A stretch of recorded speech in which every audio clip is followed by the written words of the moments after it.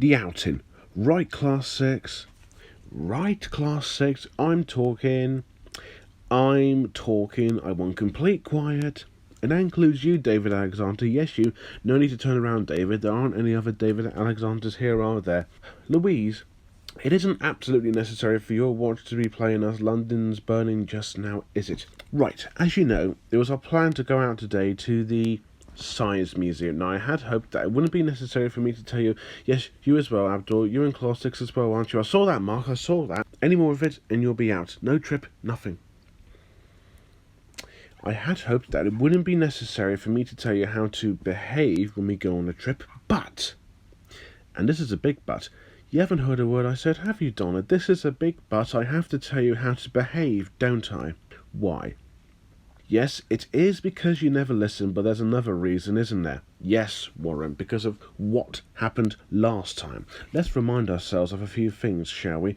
The food that, even as I speak, would you believe it? I can see that Fam has opened her can of drink. I don't believe it. I really don't. Do we have lunch at 9:30 at school? No, we have lunch at 12:15. But Fan, you've already begun yours. If you remember last time, Joanna had eaten all her sandwiches before she even got to school. Lloyd sat on his orange and bursted, and Alfred put one of those little chocolate Swiss rolls in his pocket, and yes, it melted.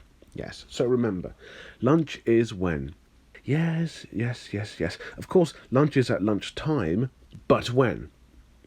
12:15, correct. Now, perhaps I thought, when I got up this morning, I won't have to tell class 6 about what to do when we get to the station. But then I remembered David's little gang, who decided they wouldn't wait for me to tell them which train to get on, and before we all knew it, David and his little gang were heading for the seaside on their own. Now, when we get to the museum...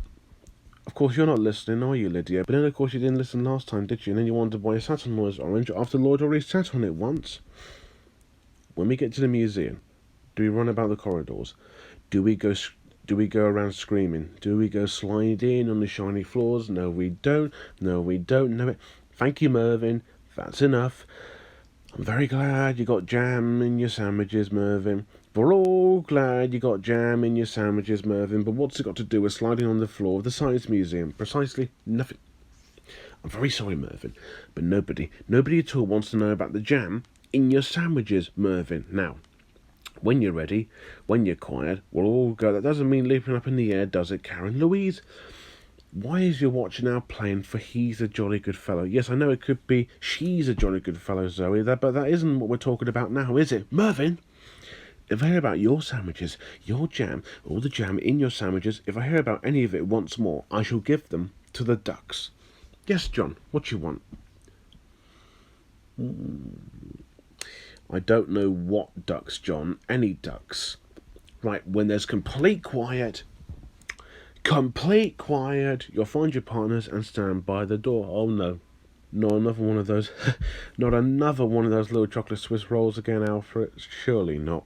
Marcia, you cannot have Charmaine and Donna as your partner, because that makes free, and free doesn't mean partner, does it? And perhaps you can put your comb in your bag for at least 3 seconds. It's just giving us enough time to get to the door. Right, okay then, class 6, we're off. Why not leave your watch behind, Louise?